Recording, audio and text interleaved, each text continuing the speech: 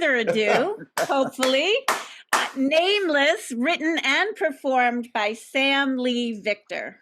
Woo! Woo! You don't have your name?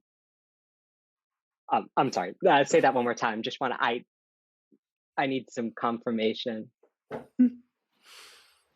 You're nameless. You're walking around with no name. You realize that's like the coolest thing we get to do, right?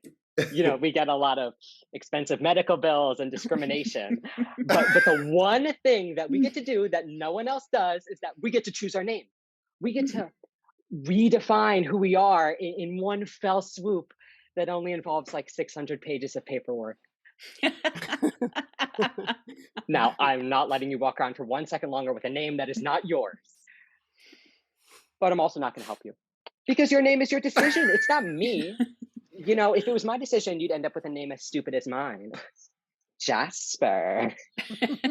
But also, don't think I'm going to let you get away with a name like Sam, Alex, Noah, Ollie, Nick, Kai, Chai, Eli, Leo. Oh my God. I know 10 motherfuckers named Leo. You are going to choose a name that's right for you with some supervision, of course. It'll be like when we tried to steal that big ass rock from the yeah, and you stuck your hands in and got all in the pollution over there, and I was just like standing there looking pretty. It'll be like that again. Same rules, except we're getting the rock this time, but the rock is your name, and you know how we're going to find it? You're going to read some books. That's what scholars do. After all, they read books. You're going to learn about your history. Our history. There's actually not a lot, which is really unfortunate, but there are a lot of books about gay people, and we get like one line in each of them. And the line is always like, Marsha P. Johnson threw the first brick at Stonewall, which is just like completely incorrect. She wasn't there till after it started, and it wasn't bricks, it was like bottles, and they made a battering ram with a parking meter. So the one line in a real book is wrong, but I mean, at least it's in a real book. I've never read a book that was solely about trans people that wasn't a suspicious PDF I downloaded off of Google. But you know what you could do? You could Google, and you're going to look up some important people with some interesting names and some interesting history. Like Reed Erickson with a K. He was a guy. He gave a lot of money to people, to gay people, to the cause. Then he died after a drug overdose on the run from the cops in Mexico. But there's also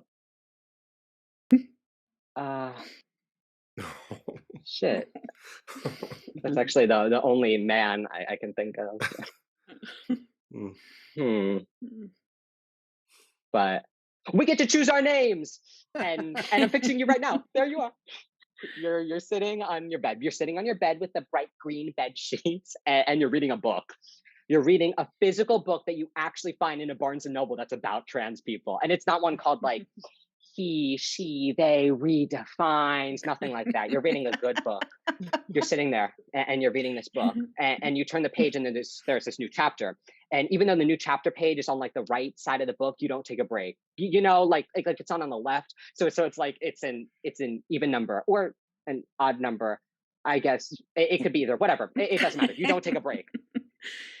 You turn the page and there's this new chapter and it's talking about this person, this trans person, and they seem really interesting. And you're like, oh, dang, who is this person? Even though you're like actively reading about, you don't know their name yet. Sure. And you're reading and you look and the name of this really interesting person who has hopefully done a lot of good and not a lot of drugs. Their name is Michael. It's not actually Michael, but let's just pretend it's Michael. And you whisper it to yourself, Michael.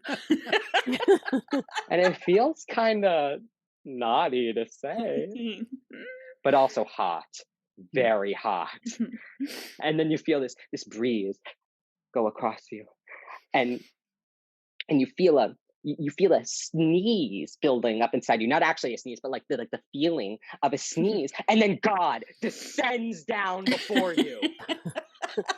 He says, hello. And you say, Am I Michael?